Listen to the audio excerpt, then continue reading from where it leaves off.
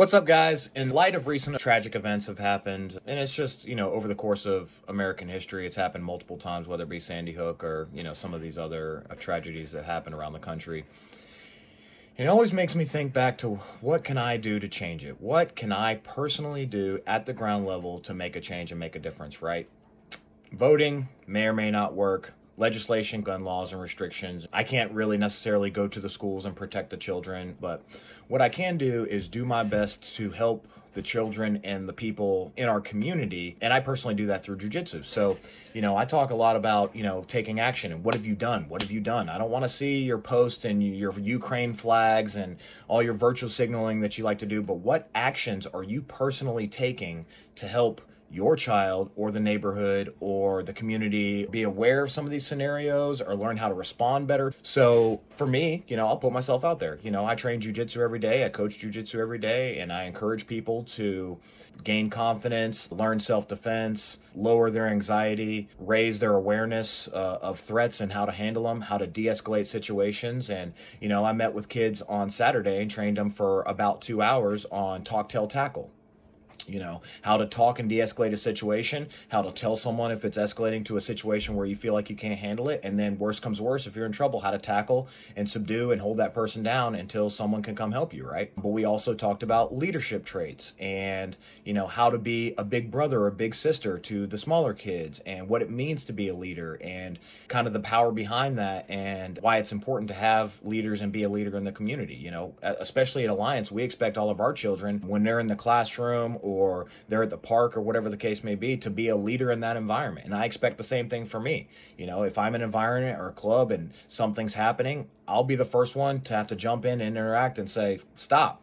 Let me make sure, that everything goes and everybody leaves here safely. So we spend a lot of time talking about that. We also spend a lot of time, especially in jiu-jitsu, just talking to people about community and friendship, helping, thoughtfulness, and being emotionally aware, especially in schools, of your classmates and your teammates and how they're feeling that day. I talk in the jiu-jitsu all the time. Like when I'm rolling someone, I'm kind of absorbing their emotional environment at the time. Are they having a bad day? Did they greet me how they normally greeted me when they came in? When they first started rolling, were they all like, oh, and already kind of sulking? Are they exhausted? Are they tired? Have I seen something on social media that made me think, hey, this person has a relationship issue, or they just lost a loved one in a death, and I take all of those things in consideration so that I can provide to them during that training what I feel like they need at that moment. So sometimes people need tough love, right? They're getting a little too egotistical. They won a couple tournaments. They're feeling themselves. Maybe you got to beat them down and remind them that there's always somebody better, right?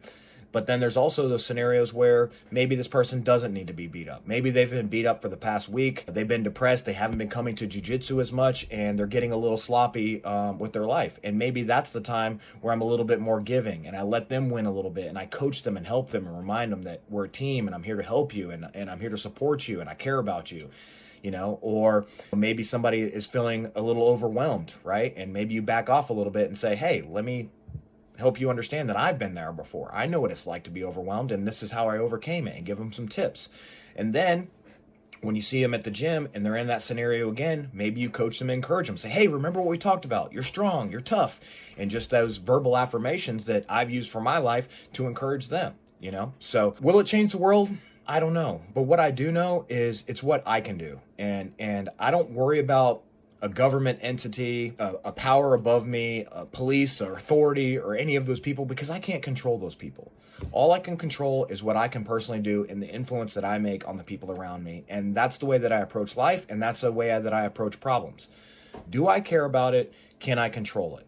And if I can do both of those, then I'm going to put my best effort forward to help as many people or solve whatever that problem is. So, I just want to encourage you guys that, virtue signaling is important because we're chasing positivity, and it's important to, always discuss these different ideas and keep them top of mind. And I understand all of that. But I think what's more important is taking little steps every single day and doing those little actions every single day to kind of help people avoid these scenarios. Maybe you could be a little bit more positive, a little bit more encouraging, a little bit more relaxed and thoughtful. So if somebody brushes you the wrong way, maybe just let it go, right? Maybe you see somebody at a restaurant, you give them an extra tip to encourage them. Maybe you see somebody and you tell them how great they look and how cool their new shoes are, or something like that, right? I think the toxic mentality that has swept over the internet is just not good for humanity in general. Too many people like to talk trash and put people down and talk bad about people, and it's basically cyberbullying. That's what it is.